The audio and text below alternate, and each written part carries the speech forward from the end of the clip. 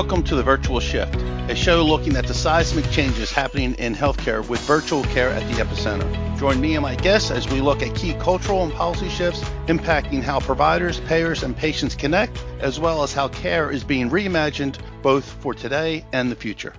Hello, and thanks for tuning in today. I'm your host, Tom Foley. You can learn more about this show by visiting the program on healthcarenowradio.com, and be sure to follow me on LinkedIn, Twitter at FoleyTom, and the hashtag The Virtual Shift.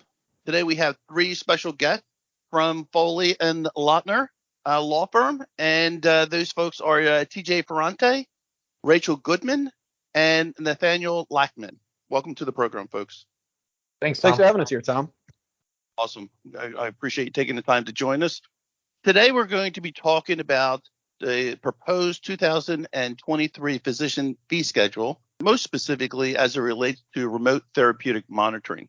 There's some interesting proposals made on that particular front. TJ, Rachel, and Nathaniel wrote an interesting article, which they will reference later as to where that source is.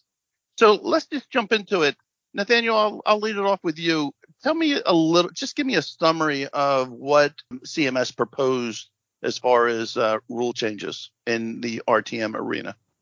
Sure. CMS proposed changing some of the RTM billing codes this upcoming year in order to better account for the various clinician or practitioner types who want to use these services. Although RTM codes pre-existed this year, AMA created them, they were pretty narrowly tailored and put under a specific category of coding services called general medicine codes.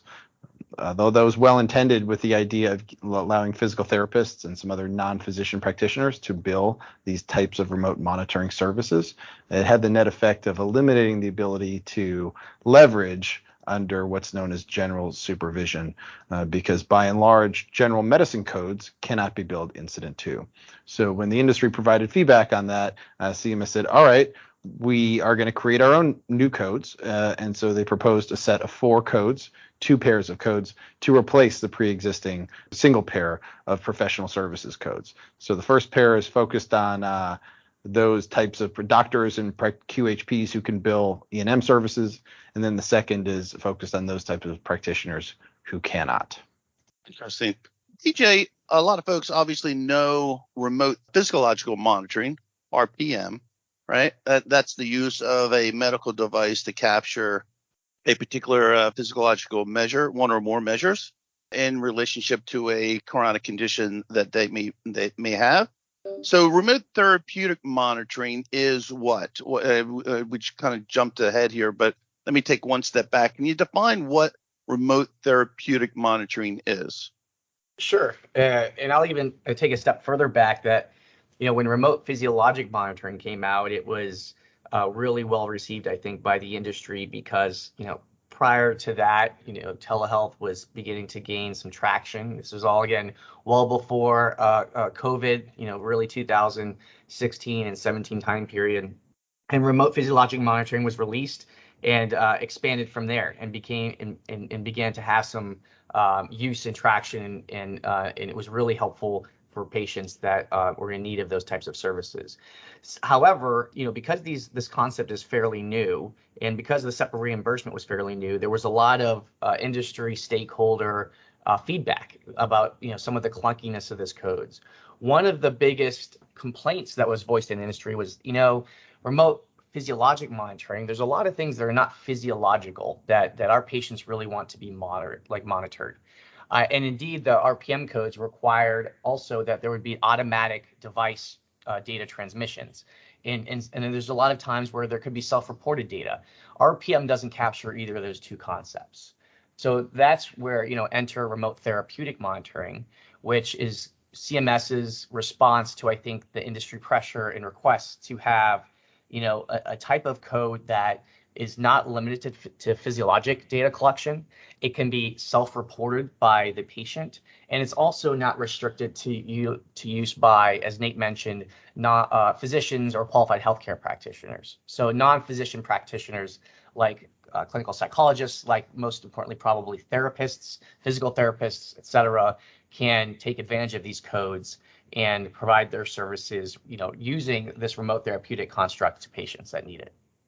Very interesting. So, Rachel, one of the first questions that folks are probably wondering is, can you tell me what more about RTM? But can I bill it simultaneously with RPM? On one side, I'm going to measure physiological measures, and the other side, I'm going to measure drug adherence, drug compliance. Absolutely. So in similar vein to the fact that not more than one provider can be providing and billing for RPM for the same patient at the same time.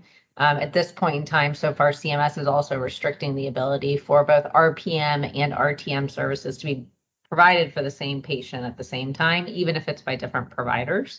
And so an important kind of part of a workflow as providers start to implement this is actually asking that question as, are you currently receiving any remote therapeutic or remote patient monitoring services from other providers? So at this point in time, that's limited.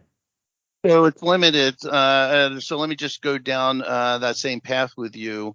I can bill remote physiological monitoring and chronic care management adjacent with each other, but remote therapeutic monitoring with remote patient monitoring is not yet permissible. That's correct. And there's actually a slew of codes that you cannot bill at the same time as you're billing RPM or RTM codes. And that's something that's available in the CPT manual book. It actually lists those specific CPT codes that cannot be billed at the same time as an RPM or RTM code. Interesting.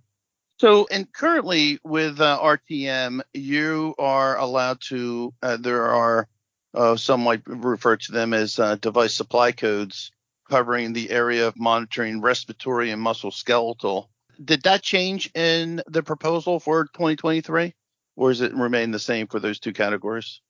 So there are a lot of stakeholders, both in the comment period last year, as well as since then, have let CMS know that they'd like for the use cases for these RTM services to be expanded beyond those two, and that they would in fact like a general device supply code. At this point in time, CMS has declined to do that in this rulemaking. However, they did add a new ability for a third use case, which is cognitive behavioral therapy.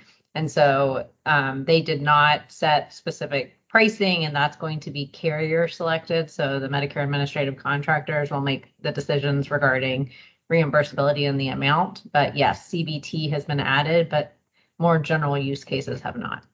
Interesting.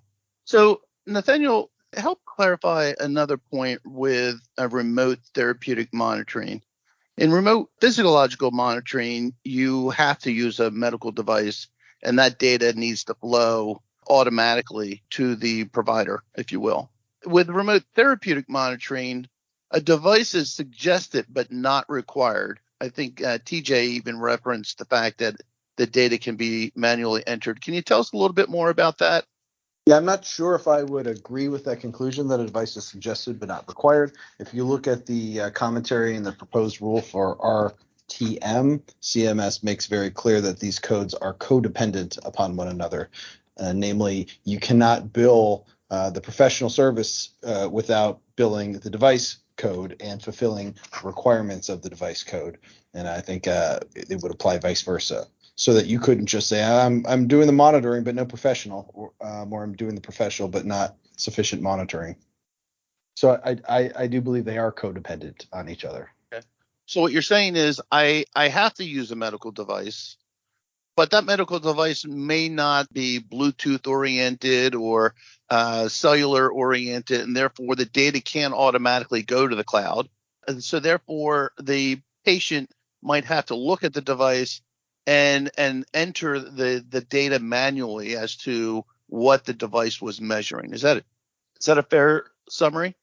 So it must be a medical device as defined under the Federal Food, Drugs, and Cosmetics Act. It cannot merely be a wellness device. That was in effect last year, and that has not been proposed to be changed. Similarly, what you're referring to is whether the device itself must automatically access and transmit the patient, the recorded patient data, like it is for remote physiologic monitoring. Last year, CMS said the patient can self-report data as part of the non-physiological data for purposes of RTM codes. So you could do that. Whether or not it must be Bluetooth enabled. I'm not sure if they really got into that kind of level of detail, but it can't just be a log or a digital version of a journal, because the RTM device itself must meet the definition of a medical device, whether it's a SAMD or actual hardware. So yeah, the biggest difference in that regard is you can also add some of the patient's, for example, subjective, how are you feeling that particular day, because it's supposed to monitor and track the therapeutic effect. If pollen counts are really high and the patient used her rescue inhaler 3 times a day, she could also say how she felt and why, if that rescue inhaler, for example, was not itself tied to a Bluetooth enabled device, but some other aspect of the software was a medical device. Yeah, so that's really where I was coming from, and I appreciate the great clarification. I know the audience appreciates it based on the type of feedback that I get. But so it's those types of inputs, right? It's manually entered. It's not based on a medical device per se. What's your pain level today is a perfect example. Did you take your medication today? Yes or no, as opposed to using a medical device that does dispensing in the home, if you will. It's just that these are really great points of clarification that providers ask when they look to establish these types of services. So, any greater clarity that you can give in that context? So fundamentally, it must be a medical device. It can't be some sort of low key or wellness or just a software input station that the vendor RTM company has created. So no ifs, ands, or buts. RTM or RPM requires a medical device, but for RTM, that RTM data can be self-reported by the patient as well as digitally uploaded. Whereas RPM requires the data be physiologic and be automatically digitally uploaded by the device itself. So, TJ, again, we fall into this trap, if you will. I'll use the word trap. It might be the wrong word, admittedly. A medical device, Fitbit, whether it be a Fitbit or an Apple Watch, call out both sides of the equation there. They're not necessarily medical devices as gone through clinical trials and be FDA cleared. But that to me is the ultimate of a sound medical device, one that's gone through that rigor. But the definition of a medical device is much more looser than that. Can you clarify that point? Sure. Yeah. So if you think about it, and the FDA has done this intentionally, the definition of device, and it's really just device under the Federal Drug and Cosmetic Act, but it's in the context of a medical device, is very broadly written. And that's done intentionally, right? Because from the FDA's perspective, by having it broadly written, it pulls into its purview and jurisdiction all these things that it can, regulate. And typically, if you are a healthcare provider, if it's possible, it's usually, and if it's consistent with sound medical practice, typically healthcare organizations want to avoid being pulled into different regulatory schemes, right? It's more burden, more oversight, and if you don't need to be, it's a good thing, right? Here it's a little different because of the billing requirement, we want to be, we being remote physiologic monitoring and remote therapeutic monitoring organizations, we want to be a medical device because we want our device to satisfy the reimbursement requirements. So it's a little bit of the opposite or counterintuitive to what typically you do an analysis to say, look, we have this great new device, but we don't need FDA clearance or approval, and we can market this. Here, what really healthcare organizations want is to have something that's robust enough to be considered a medical device under the FDA definition. One of the things I get asked the most in my practice is someone that comes through with this interesting software that they think is just fantastic, and the patient may upload, I felt good today, and they say, look, this should count for RTM. And the answer is, and most likely it does not, because it's probably not robust enough to be a medical device. And in fact, the FDA has recognized this in guidance as recently as I think a year or two ago. There is this concept of what's known as a medical device data system, an MDDS, under FDA rules.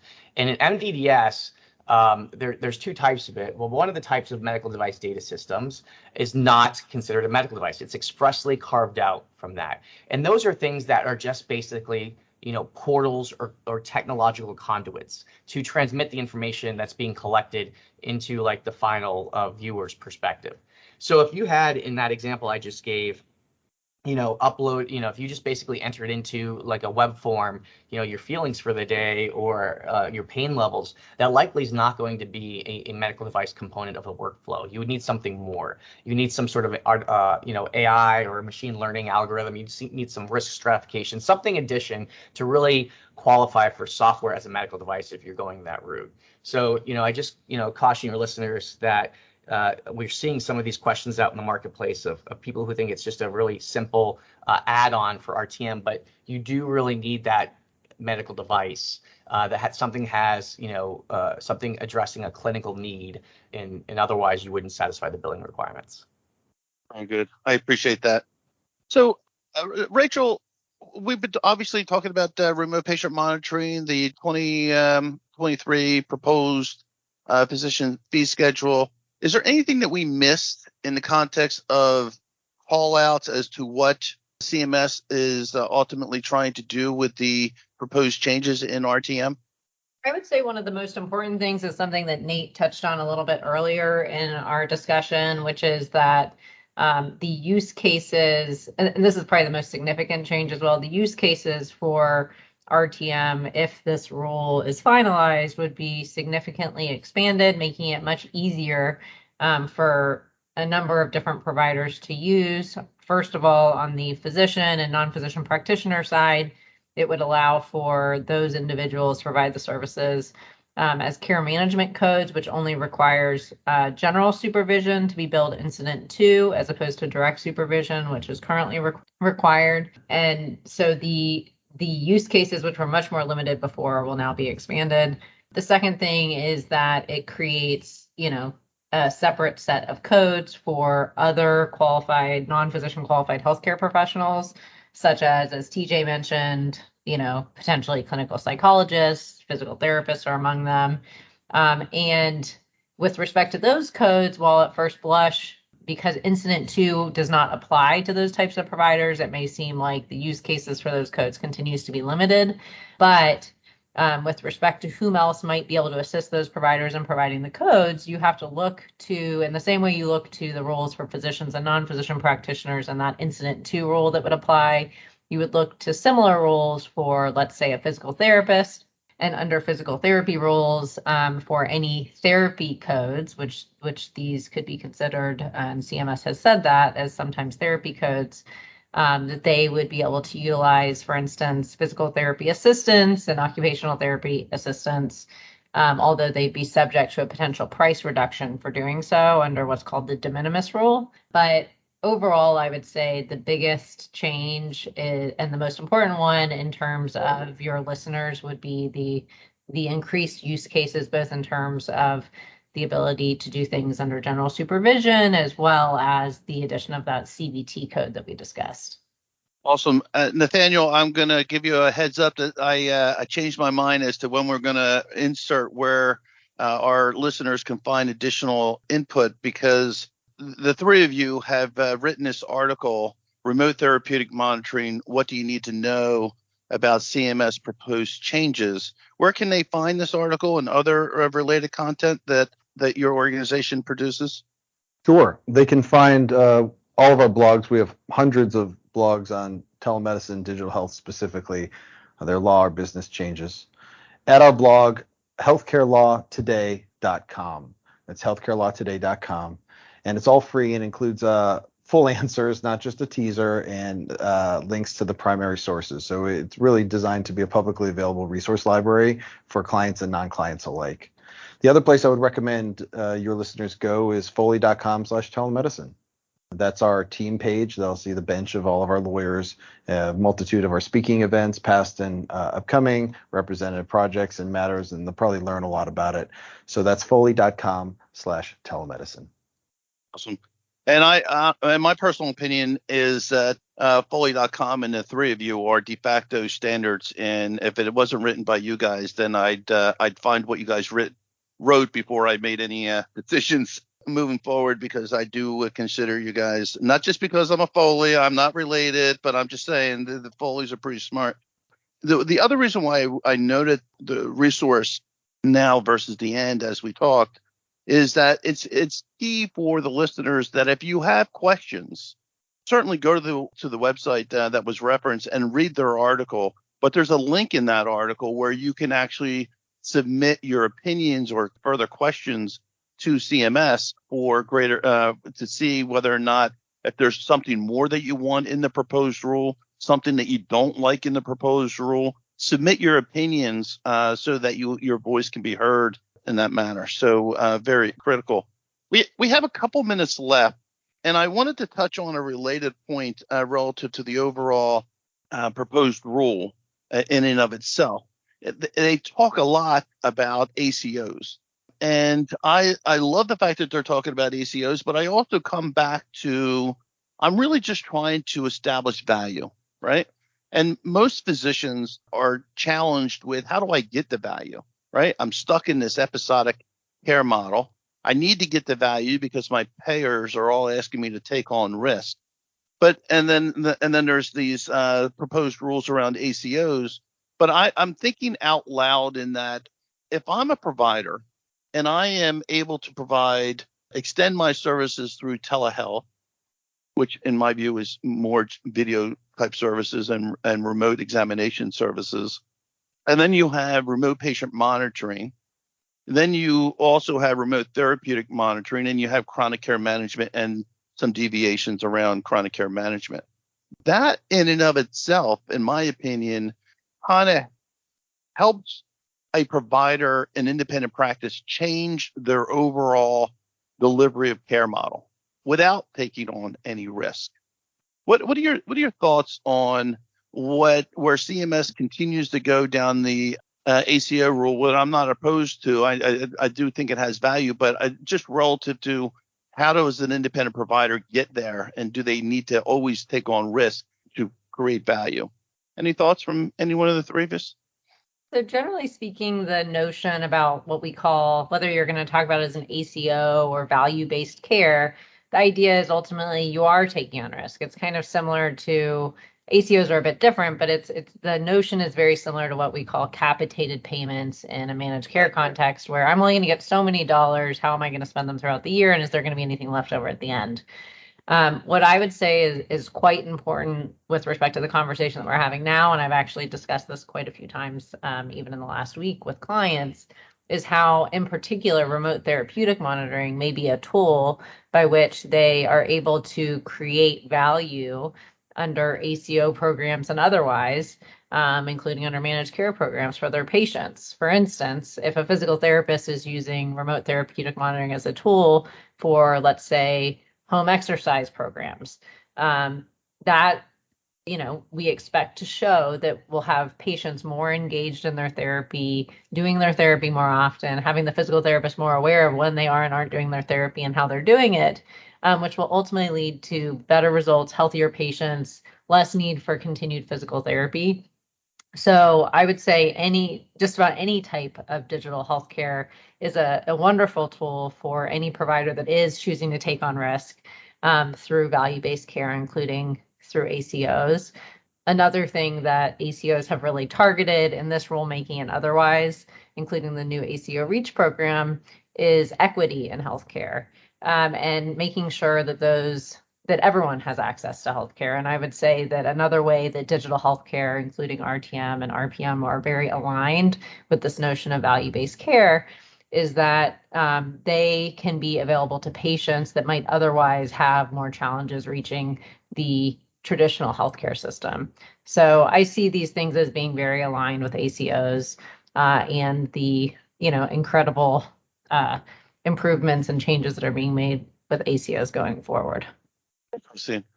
We're going to have to leave it there. TJ Ferrante, Rachel Goodman, Nathaniel Lacktman from Foley and Lardner. I definitely appreciate your time and your great insights. And I can't encourage our listeners more to go to the reference sites that Nathan had referenced to get the material that you might be looking for as you look to adopt virtual care type services. So with that, I'll leave to you guys. Any last word from any one of you?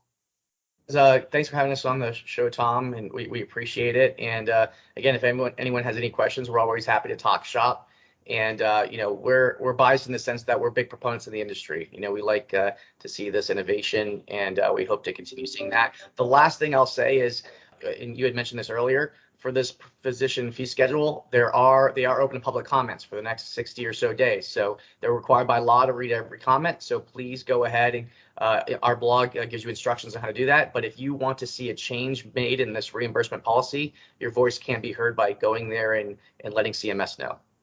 Yeah, I think that it's really exciting to see how CMS is responding quite rapidly to changes that the industry has requested. RTM is a concrete example. And there are folks out there who think RTM is the new hotness and whatnot, but I would urge them to examine and embrace it, but be really diligent and careful when you're building out your business models on these supervisions, exactly who is doing the supervising, billing, and fulfilling these technical elements, because your claims volume can really build up, and if you're taking shortcuts, you could get hit with a significant post-payment overpayment demand that occurs 2 or 3 years from now.